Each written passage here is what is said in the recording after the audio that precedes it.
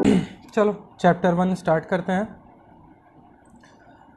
इसमें हम एक बेसिक इंट्रोडक्शन पढ़ेंगे उत्तर प्रदेश के बारे में। उसके बाद आने वाले लेक्चर्स में हम टॉपिक वाइज कभी रिवर, कभी geography of Uttar Pradesh, human geography, economic, agriculture, इन सब के बारे में पढ़ते रहेंगे। ठीक है, नेक्स्ट। पॉपुलेशन वाइज अगर हम देखें तो 24 करोड़ के लगभग की पॉपुलेशन है। पॉपुलेशन वाइज नंबर 1 पे आता है। ठीक है, और नॉर्दर्न पार्ट में लाई करता है उत्तर प्रदेश जो है आपका। और जो 24 करोड़ की पॉपुलेशन है ये 2023 के एस्टीमेट्स के हिसाब से है। और सिर्फ 4 कंट्रीज जैसे चाइना, यूएस, इंडोनेशिया और ब्राज़ील उत्तर प्रदेश से ज़्यादा पॉपुलेशन रखते हैं। मतलब अगर हम एक ग्लोबल लिस्ट अगर हम एक क्रिएट करें जिसमें हम पॉपुलेशन वाइज एरियाज़ रखें तो 5वें नंबर पे उत्तर प्रदेश आपका आता है। ठीक है, it is the most populated state of India. 1935 में यूनाइटेड प्रोविंस का नाम यूनाइटेड प्रोविंस ऑफ आगरा और अवध हुआ करता था पहले, तो 1935 में इसका नाम बदल के यूनाइटेड प्रोविंस किया गया और 1950 में फिर इसको उत्तर प्रदेश बोला गया। पूरी इसकी हिस्ट्री तो हम हिस्ट्री ऑफ उत्तर प्रदेश में देखेंगे। अभी बेसिक के लिए इतना जान लो कि 1935 से पहले इसको United province of Agra and Awadh के नाम से जाना जाता था और 1935 में फिर इसको यूनाइटेड प्रोविंस बोला गया। लखनऊ स्टेट कैपिटल है। प्रयागराज, जिसको कि पहले इलाहाबाद के नाम से जाना जाता था, वो जुडिशियल कैपिटल है। जुडिशियल कैपिटल का मतलब कि उत्तर प्रदेश का जो हाई कोर्ट है वो इलाहाबाद में लाई करता है। ठीक है, टोटल 18 डिविजन्स हैं कमिश्नरेट के बेसिस पे, 75 डिस्ट्रिक्ट्स हैं, 327 तहसील, 4 इकोनॉमिक जोन्स हैं, 14 नगर निगम हैं, 821 डेवलपमेंट ब्लॉक, ग्राम सभा 51,914 और टोटल जो विलेजेस हैं 97,814 विलेजेस हैं। जो हमने 4 इकोनॉमिक रीजन्स की बात करी वो देख लो, वेस्टर्न, सेंट्रल, ईस्टर्न और बुंदेलखंड रीजन है। इसमें ये सब डिस्ट्रिक्ट्स हैं। डिटेल्ड स्टडी हम तब करेंगे जब हम इकोनॉमिक्स ऑफ उत्तर प्रदेश के बारे में स्टडी करेंगे। वैसे प्री के क्वेश्चंस के लिए आपको ये 4 रीजन्स और चारों रीजन्स में कौन कौन से सब डिविजन्स आते हैं ये आपको पता होना चाहिए। जैसा हमने डिस्कस किया था, इलाहाबाद जुडिशियल कैपिटल है और लखनऊ आपका स्टेट कैपिटल है। ठीक है, जुडिशियल कैपिटल का मतलब यहाँ पे हाई कोर्ट है। हाई कोर्ट की एक बेंच लखनऊ में भी है, उसको Lucknow bench of high court के नाम से जाना जाता है, और इलाहाबाद हाई कोर्ट। ठीक है, नेक्स्ट। बाउंड्री किसके साथ शेयर करता है ये बेटर है हम मैप पे देख लेते हैं। इधर देखो, नेपाल के साथ शेयर कर रहा है बाउंड्री, पीलीभीत से लेके महाराजगंज तक नॉर्थ ईस्ट में। नॉर्थ में उत्तराखंड के साथ शेयर कर रहा है। नॉर्थ वेस्ट में चलें तो ये आपका हिमाचल प्रदेश हो जाता है। बहुत छोटा सा बाउंड्री एरिया शेयर करता है हिमाचल प्रदेश के साथ। इधर आपका हरियाणा हो गया, ये आपका राजस्थान के साथ बाउंड्री शेयर कर रहा है। इधर हम आ जाए, बिहार के साथ शेयर कर रहा है, झारखंड के साथ शेयर कर रहा है। यहाँ पे ये जो छोटा सा एरिया देख रहे हो ये छत्तीसगढ़ है। एक छोटा सा बाउंड्री सोनभद्र पे छत्तीसगढ़ के साथ भी शेयर होता है। इसके अलावा मध्य प्रदेश और दिल्ली के साथ बाउंड्री शेयर कर रहा है। तो टोटल एक इंटरनेशनल बाउंड्री शेयर कर रहा है नेपाल के साथ। इसके अलावा उत्तराखंड, हिमाचल, हरियाणा, दिल्ली, राजस्थान, मध्य प्रदेश, छत्तीसगढ़, झारखंड और बिहार के साथ शेयर कर रहा है। ये एरिया भी बिहार है। ठीक है, टोटल ज्योग्राफिकल एरिया जो है वो आपका 2,40,928 किलोमीटर स्क्वायर है, which is equal to 7.3% of total area of the country. मतलब अगर देश का पूरा लैंड एरिया देखें तो उसके 7.3% में उत्तर प्रदेश की पॉपुलेशन रह रही है। मतलब इंडिया की जो लार्जेस्ट स्टेट है वो largest state by population is living in 4th largest state by area. ठीक है, तो पॉपुलेशन वाइज नंबर 1 पे आता है और area wise 4th। Area wise पहले नंबर पे कौन सा आता है?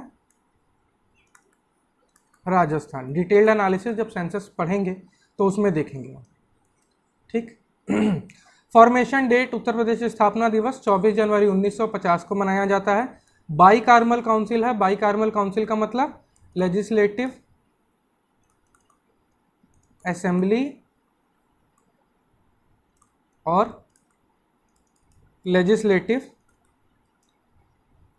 काउंसिल दोनों हैं, यानी कि इसको हम बोलते हैं विधानसभा और इसको बोलते हैं विधान परिषद। लेजिस्लेटिव काउंसिल हर राज्य में नहीं होती है, ये स्टेट के ऊपर डिपेंड करती है। जब एक स्पेशल रिजोल्यूशन से स्टेट गवर्नमेंट सेंट्रल गवर्नमेंट को रिक्वेस्ट करती है तो सेंट्रल गवर्नमेंट एक लेजिस्लेटिव काउंसिल क्रिएट कर देती है। तो लेजिस्लेटिव काउंसिल में कितनी सीट्स हैं? 100 सीट्स हैं। लेजिस्लेटिव असेंबली में अभी 403 सीट्स हैं। नेशनल पार्लियामेंट कौन सी है? Parliament of India. राज्यसभा में उत्तर प्रदेश से कितने मेंबर जाते हैं? 31। और लोकसभा में 80 मेंबर जाते हैं, यानी कि 80 सीटें हैं। ये लार्जेस्ट नंबर ऑफ सीट्स हैं, लार्जेस्ट नंबर ऑफ सीट्स हैं, जो कि ऑब्वियस है क्योंकि पॉपुलेशन के बेसिस पे सीट्स डिसाइड की जाती हैं। और इसीलिए उत्तर प्रदेश जो है इंडिया की पॉलिटिक्स में बहुत इंपॉर्टेंट रोल प्ले करता है। हर पॉलिटिकल पार्टी अपना प्रेजेंस सबसे पहले उत्तर प्रदेश में ही बनाना चाहती है। हाई कोर्ट हमने देख लिया था, इलाहाबाद हाई कोर्ट है। लेंथ के बारे में बात कर लें, 240 किलोमीटर स्क्वायर लेंथ है और विड्थ अगर हम देखें तो एवरेज विड्थ है 6 किलोमीटर स्क्वायर नहीं है, 240 किलोमीटर और 650 किलोमीटर विड्थ है इसकी, ठीक है। तो लंबाई 240 और चौड़ाई 650। पॉपुलेशन 2021 एस्टिमेट्स के हिसाब से देखें 24 करोड़ के लगभग में है, अभी 25 करोड़ के आसपास पहुंच रही है। फर्स्ट रैंक पे है। डेंसिटी 1001 पर किलोमीटर स्क्वायर, मतलब अगर एक एरिया ले लो 1 किलोमीटर स्क्वायर का तो उसमें 1001 लोग रह रहे हैं। रूरल पॉपुलेशन 77.7, अर्बन पॉपुलेशन 22.2, मतलब गाँव में रहने वाले लोग उत्तर प्रदेश की टोटल पॉपुलेशन के लगभग 78% लोग अभी भी गाँव में रहते हैं और अप्रॉक्सीमेटली 23% लोग शहरों में रहते हैं। ऑफिशियल लैंग्वेज हिंदी है, एडिशनल ऑफिशियल लैंग्वेज उर्दू है। ऑफिशियल स्क्रिप्ट है देवनागरी स्क्रिप्ट। देखो हिंदी और उर्दू दोनों ही देवनागरी स्क्रिप्ट से निकले हैं, इसलिए इनको सिस्टर लैंग्वेजेस कहा जाता है। एक इंटरेस्टिंग बात बताता हूँ, जब इंडिया आज़ाद हुआ और ऑफिशियल लैंग्वेज के बारे में बात आई तो 2 लैंग्वेज थी, हिंदी और उर्दू। लेकिन पाकिस्तान ने इंडिया से पहले उर्दू को ऑफिशियल लैंग्वेज सेलेक्ट कर लिया, तो हमारे पास ऑप्शन सिर्फ हिंदी का बचा। हिंदी के अलावा एडिशनली इंग्लिश को भी एक्सेप्ट किया गया था, क्योंकि साउथ में और नॉर्थ ईस्ट वगैरह में लोगों को तब हिंदी का बिल्कुल भी ज्ञान नहीं था। इसके अलावा रीजनल लैंग्वेजेस कौन कौन सी हैं? अवधी, बघेली, भोजपुरी, बुंदेली, ब्रज भाषा, कन्नौजी, कौरवी, ठीक है। डिटेल में ऑब्वियसली स्टडी करेंगे। ऑफिशियल बर्ड सारस, ऑफिशियल फ्लावर पलाश, ऑफिशियल मैमल है बारहसिंगा, ऑफिशियल ट्री है अशोक का पेड़, ठीक।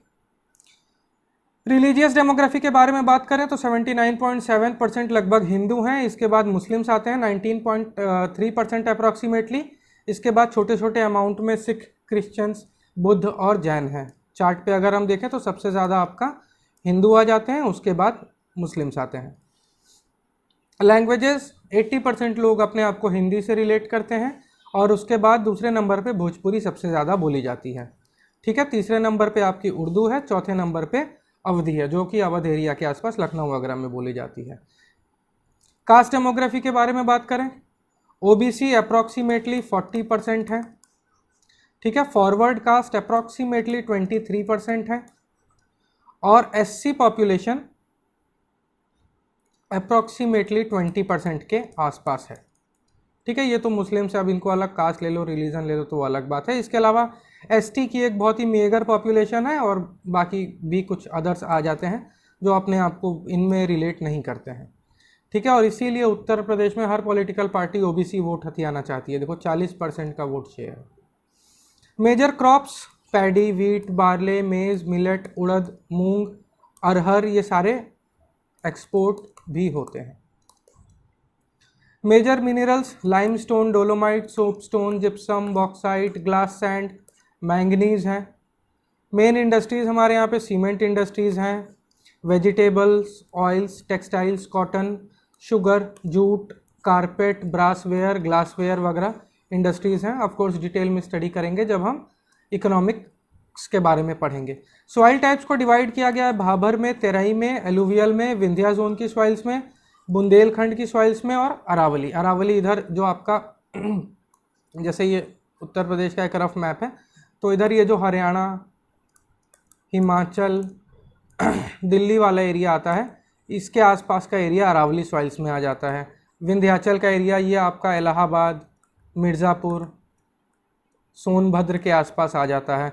बुंदेलखंड ये ललितपुर, झांसी, ये जो ललितपुर, झांसी, ये सब एरिया है।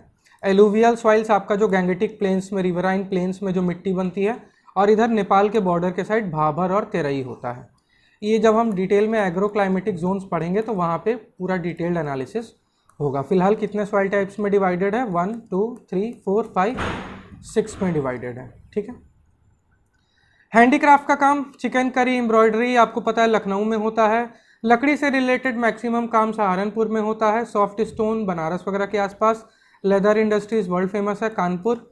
ब्रास वगैरह पे काम आपका मुरादाबाद में होता है। कारपेट, सिल्क, भदोही के आसपास काफ़ी ज़्यादा काम होता है इसका। ठीक है। टोटल 45 यूनिवर्सिटीज़ हैं, डिग्री कॉलेजेस लगभग 5866 हैं। ये 2017 का डेटा है, अभी लेटेस्ट डेटा गवर्नमेंट ने रिलीज़ नहीं किया है, तो ये ध्यान रखना। गवर्नमेंट इंजीनियरिंग कॉलेजेस कितने हैं? 13। ITI कॉलेजेस 311 हैं। प्राइमरी स्कूल लगभग 1,67,000, अपर प्राइमरी 77,000, हायर सेकेंडरी 26,000 है। टोटल 17 मेडिकल कॉलेजेस हैं, 72 डिस्ट्रिक्ट हॉस्पिटल्स हैं, और प्राइमरी हेल्थ सेंटर कितने हैं? 4,911। ये फिर से देख लेना, 2017 का ही डेटा है, लेटेस्ट डेटा अभी तक हमारे पास है नहीं।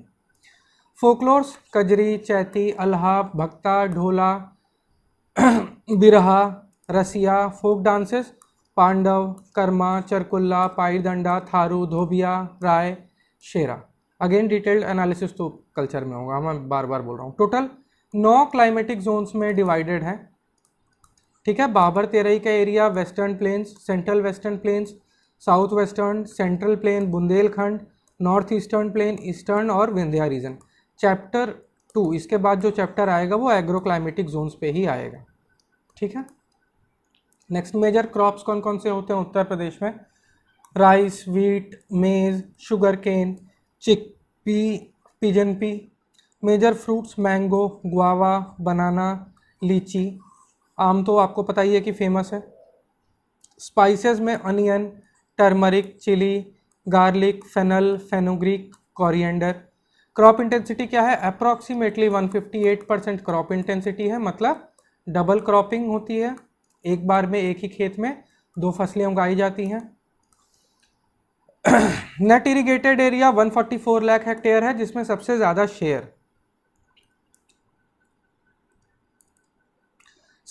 शेयर ट्यूबवेल इरिगेशन का है। लगभग 71% खेत जो हैं अभी भी ट्यूबवेल से किए जाते हैं, और इसीलिए इलेक्ट्रिसिटी और डीजल की कंजम्पशन उत्तर प्रदेश में बहुत ज़्यादा है। ठीक है। 70% एरिया आप देख सकते हो ट्यूबवेल इरिगेशन में जा रहा है।